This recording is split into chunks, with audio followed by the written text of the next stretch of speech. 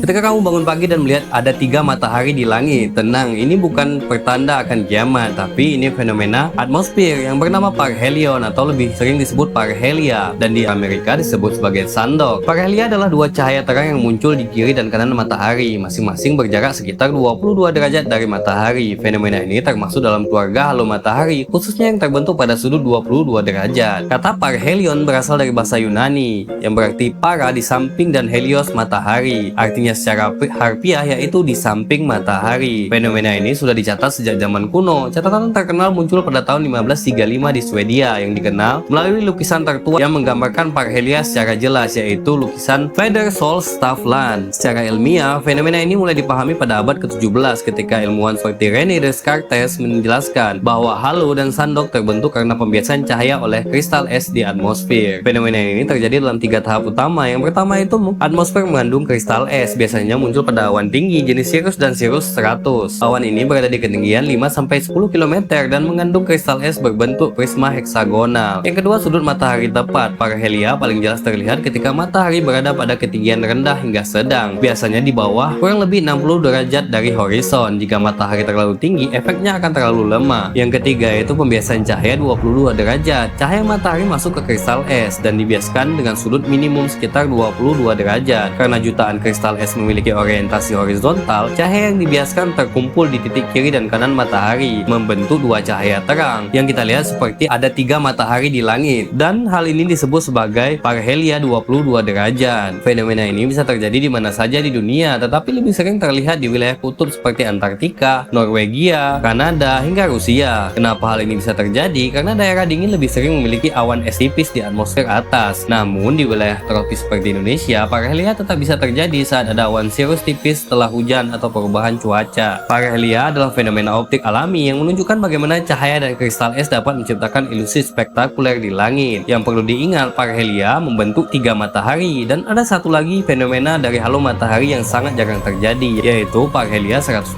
derajat, di mana ketika parhelia 22 derajat terjadi, dia membentuk seolah-olah ada 3 matahari, sedangkan ketika parhelia 120 derajat terjadi, itu membentuk seperti di langit ada 5 matahari, dan sangat-sangat jarang terjadi.